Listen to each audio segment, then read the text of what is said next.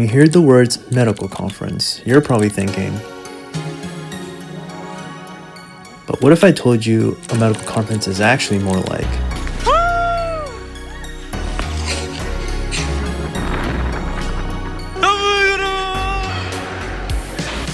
What is up, my beautiful people? My name is Techman. I'm a first-year medical student at Albany Medical College, and I'm going to be taking you on a journey with me to my first ever family medicine medical conference. So if you're ready, let's get it. Yeah. Morning or Sunday afternoon? I figured morning. Wow. Nice. The hotel's kind of good. Yo, this is kind of, they got even got the under the bed lights up in this joint. Yo, there's a closet light. So nice. Yo. Get in there. Power off. That's off. Oh. Okay, it's definitely speaker because it's saying things.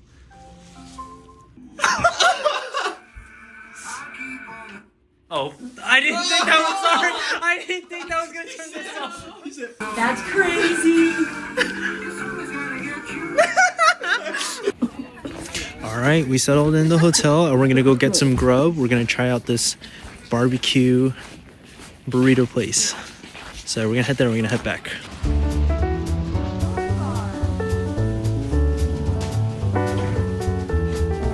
Wow, these doors are huge. Wow, it's okay. So it's like indoor. Dude, the hand size comparison is crazy. That's crazy. Dude, it's bigger than my face. What is that?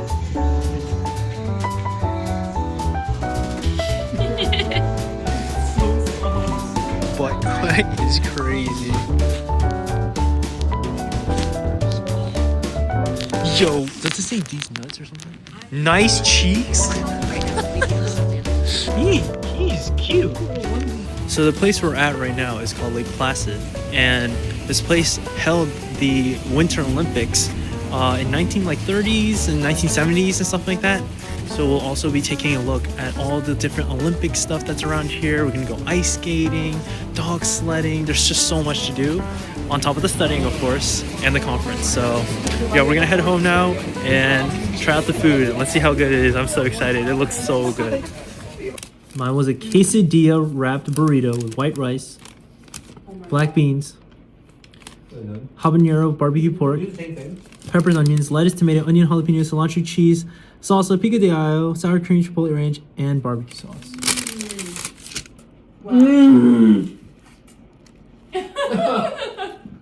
It was Carolina barbecue, so it's like really tangy. Because the barbecue pork is already like kind of like...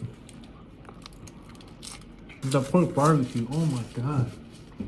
And the jalapeno, it's actually spicy. Oh, it's so good. Do you know what CME stands for? What? Do you know what CME is? CME is continuing medical education. So after you become a doctor, so let's say you pass residency, you do whatever, right? In order for you to have a practicing, in order for you to have a practicing license continually, you have to renew your license. You probably heard of that before, right? That's the CME. I thought it was just an exam, but you also have to do, I guess, credits. You get a number of credits, such as coming to the medical convention or something. per What else? year. What else can you do? You can do stuff through your practice as well. Like if you're trying to get like CME credits, like teaching med students or something like that. Like yeah, that would count. If you if you use certain online platforms in your practice, you can get CME credits that way. If you get your patients to use certain things that, like the AAN tries to get physicians out, you get credits. So there's other ways, but if you go to the lectures or the conference, it's very easy to go to the different things and get credits that way. I know, but I will say though, I'm grateful that the system is in place because it forces doctors to be on top of medicine, and medicine's changing so fast. It changes all the so time. much. Yeah. Like, Yeah, you literally. The reason why people say doctors are like, what is it? Lifelong learners. Oh, well, yeah, lifelong learners is literally because you have to. You literally have to. There's no choice. Yeah. Crazy first day. Gotta get some studying done because, the exams don't stop. But yeah, excited for tomorrow. Gotta wake up and get there by 7:15. And yeah, I'll see you guys in the morning.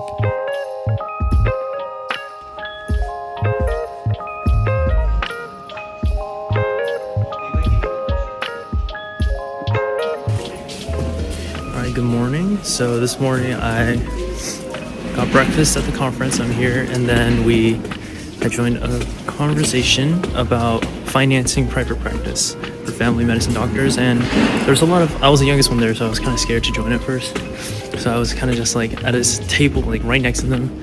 It was kind of awkward, and then eventually I built the courage and I pulled up a chair, and I got to talk to all of the doctors who are starting private practice or have been private practice for a couple of years, and the struggles that they're facing. And one of the biggest struggles is trust with other providers and turnover rates and cost, and I just learned so much in that short conversation. So yeah, it was really good. Still nervous, all new, but yeah, I'm gonna get some studying in before our next conversation.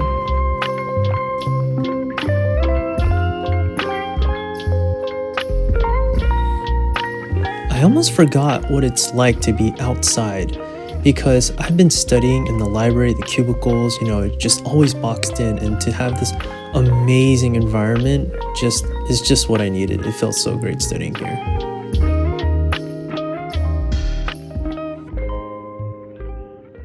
Just got out of that meeting. It was a very interesting meeting. It was on the fine line difference between when you get sued.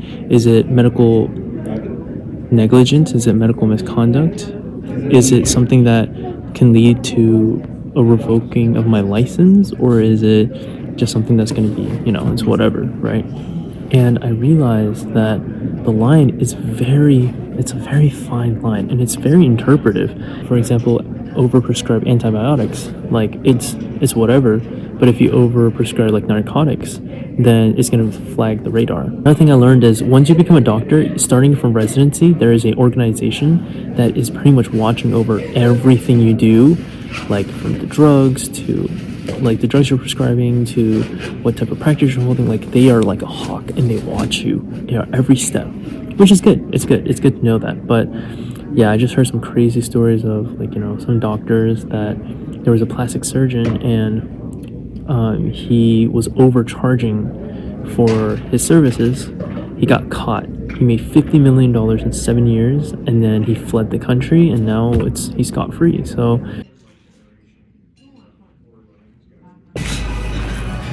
alright, so I just went to a couple of stations that they had for different companies and stuff like that, and one of the things that they had was this company that does something called value-based care. I've only heard about it from a couple of doctors before. I didn't really know what it was, but essentially what it is a lot of doctors are pushing for a different type of payment system for doctors. So right now we have it based off of codes. So based on the procedures we do, based on the medications we give, based on the tests we do, doctors get paid by that amount. Value-based care is what is allowing doctors to, instead of getting paid based on what they do, they're getting paid based on the outcome of patients. So for example, if a patient comes in with hypertension, depending on if the hypertension gets better. Alright, so I just got out of another meeting. This one was on how to match into family residency programs. Couple of really surprising things that I learned. One, I heard a lot of rumors about, if you have connections with the school or the program, your likelihood of getting in goes up. And I wanted to know how much more it goes up. And one of the residents was literally saying, yeah, like I had a guaranteed spot before I even applied because I knew people there. So yeah, I mean, connections is really important in med school and applying to residency, which is also why I think coming to these conferences is so important. Another thing that I learned was that when you're in your third or fourth year of medical school, you do something called electives. And a way to create these connections is to do your electives at the school you want to be a resident at. I think coming to this conference was a good idea. I was on the edge, honestly, at the beginning because, it takes a lot of time out of my day. It's taking out my entire weekend. I have an exam coming up this week. And this just solidified that this is such an important thing, and being a doctor is more than just knowing your stuff. It's also about building relationships with other doctors, communities, and your patients as well. So right. Christmas bells cast a spell on the world, bringing you home to me from across the sea. And it seems like you're already here. Whenever I hear Christmas bells chime in my ear.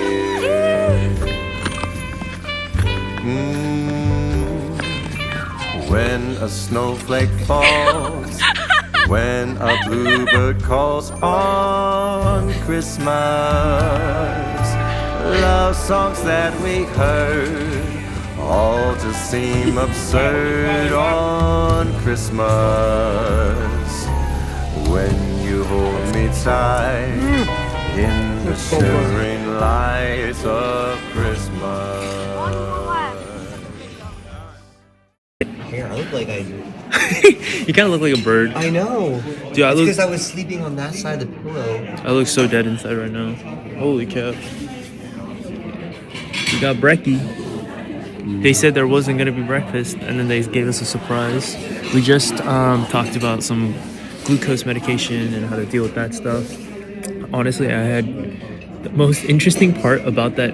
I think that session was the fact of how much we actually knew what they were talking about. Yeah. Like the SGLT2 receptors, The other ACEs and the ACE drugs, ARBs drugs, kind of reassuring A1C, that we're learning. glucose, glycolysis. I mean, they were also talking about the heart failure because it said HF. Literally and CAD. Dude, yes, everything we're learning is so relevant, and then, which is really confusing because I feel like a lot of people tell us that like step 1 material or like preclinicals are just irrelevant, but then like it's all relevant so far. Yeah. No, definitely. Alright, we're gonna eat the brekkie, and then we're gonna go dog sledding in the snow. Yeah. Yo, how am I about to not fall on this jump? Ready? Wait. Focus on 3. Wait, no. There's definitely stairs right there. Dude, this is insane. Look at this shot. Look at the clouds.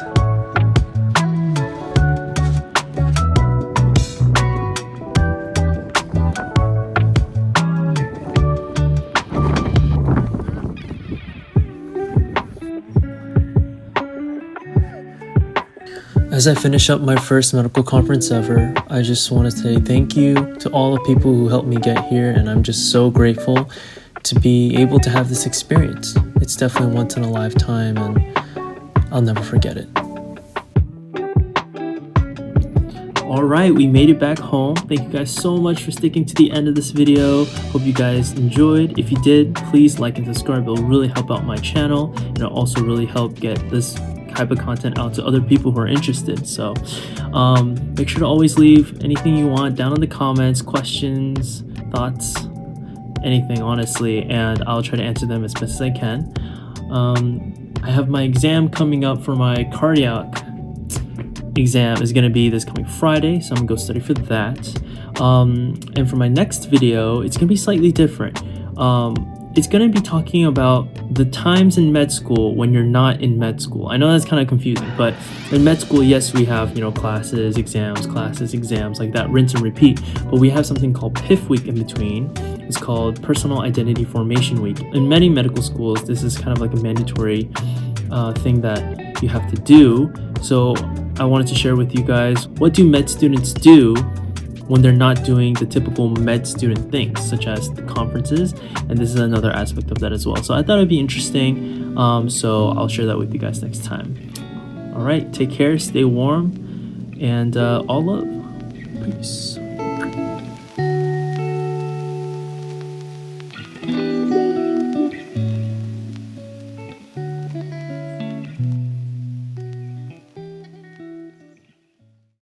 So first, the first comment says, should I follow my childhood dream or just work in order to succeed? So should you follow your childhood dream or just work in order to succeed? I think it's safe to practice balance between those two things. If you can find something that's gonna be something that you're passionate about and you're also good at, I think that's the perfect balance to go for in a career.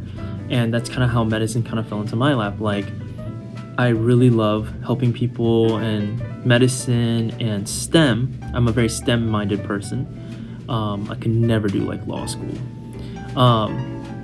And I was good in my class, like, you know, like I was getting good grades and I was making good connections with doctors and other healthcare workers, and patients stated that, you know, I've had patients tell me like, I'm gonna be a great doctor. I've had nurses that I work with that are like, oh, you're gonna be a great doctor. Like, so yeah, I think I have a little bit of both. I think I'm somewhat talented in this area, but I'm also really passionate about it, and it's a good balance. What should I do in high school? And I'm gonna connect that to what should I do in college? What should I do after college? And I think same advice overall for all categories of wherever you are in life.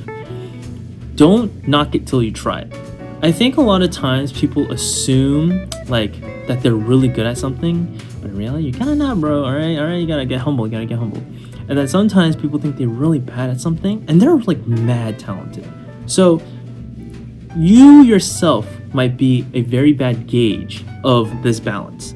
So one way to prevent that from happening is have close people around you who really know who you are and listen to those people, as long as, you know, listen to what they're saying, but also try things out. Like, how do you know you're bad at something without trying something out? And sure, like there's the, you know, you might be bad at something from the start and you can get better at it over time, you know what I mean? So it's nuanced. Like, you can't just be clean cut and be like, oh, I tried this one or two times and I suck at it, therefore I must not be talented in it. Like, that's not necessarily true, you know what I mean? Like, don't knock it till you try it. Don't be too hard on yourself, but also be realistic in the balance that you want. Next comment I got is, hey Techman, thanks for showing what the time period is like leading up to an exam. It means a lot, so thank you. I wanted to ask if you had any leading principles you go by and how they have changed over your time in undergrad and your time in med school. Thanks again for posting another video, and good luck with whatever your heart desires. Thank you so much. All right, this one I had to think about this one a lot because it's a good question. It's a very deep question, so I appreciate that. I'm gonna stick to one core thing that I have, and one core value that I will not ever give up is optimism. Some people say I'm a little over optimistic sometimes, but I think optimism is so powerful. Like, there are so many people who are so hard on them. I mean, I'm really hard on myself, right? I'm really hard on myself. I'm a perfectionist, but the optimism in my life is something that I just will not give up because it has gotten me through the hard times and it is pushing me to become better all the time. And I'm always in a positive mindset. And so even if, you know, life feels grim and, you know, like it just feels like everything is going to crap, my optimism keeps me still going. And that's, I think, the best thing that you can have. Like, whenever the world knocks you down, there's not a big enough force to knock me down forever. Like, I will get back up no matter what. So it's not a matter of how, it's just a matter of when for me. Always. It's always been that way. For me, like, if there's a goal that I want to achieve, I won't ever stop until I get to that. Like, I don't know when to give up. So yeah, it can get toxic. I will say it can get really bad at times. Like, you need to be able to balance like your rest, and you need to be able to make sure that you're self-aware so that you can take care of yourself. But at the end of the day, optimism is so gold in my opinion. All right, this comment says, how many years do you study medicine in the US? Are you thinking about entering a specific specialty or staying in general medicine? Because that's what we have here. I don't know if it's the same thing. I know this concept is a little confusing because I didn't realize that the US is a little bit different in the sense of family medicine. So let me give you a little background about what family medicine is. So before 1969, when doctors wanted to practice family medicine or primary care, they just ended medical school and they did like 1 to 2 years of like just sub-training, and then they were just called general physicians. And that's what I think you're referring to. However, in the US, starting from 1969, there was a new specialty called family medicine. So Well, then what is family medicine, right? Well, family medicine is pretty much what you guys are thinking about general medicine to be. It's the person who, the common saying is, a mile wide and an inch deep, right? So that means you have to know everything about everything, but you don't have to know it super in depth. Now, a lot of people have this misconception that certain specialties are harder than others. And the reality is all specialties have their own difficulties. And not one specialty is necessarily harder than the other.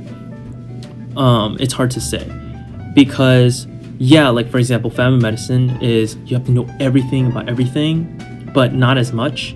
And people think that might be easier than to say, like, let's say I wanted to become a cardiac surgeon, and then I just have to know like super in depth about the heart and all these difficult things. Yeah, but for them it's cardiology, and then you know what I mean? I'm just redistributing this amount this way. And so people don't realize how difficult family medicine actually is. And because the US has now made family medicine a specialty, the training is way more rigorous than it would be in a regular general medicine set. Yeah, so that is what that means. Now, how many years do you have to study medicine? So we do 4 years of college, 4 years of medical school, and then we have 3 to 7 years of specialized training. For what I want to do, which is family medicine, that's going to be 3 years of specialized training. So in total, you have 4 years of undergrad, 4 years, that's 8 years, 3 more years from that is 8, 9, 10, 11. 11 years. After your 4 years of medical school, you're still considered an MD. You're still a doctor. You're now just a doctor in training for a specialty. And that's what residency is. And then after your 3 to 7 years of that, if you want to, you can also do something called a fellowship in the US. And a fellowship is when you go into an even subspecialty within your specialty. So yeah, I'm pretty sure it's very different across the world. I know back in Korea, med school begins in undergrad. So from high school, when you pass your exams and then you get into med school, you're gonna become a doctor guaranteed starting from your college years. A lot of countries outside the US are in that system, but the US is a little bit different.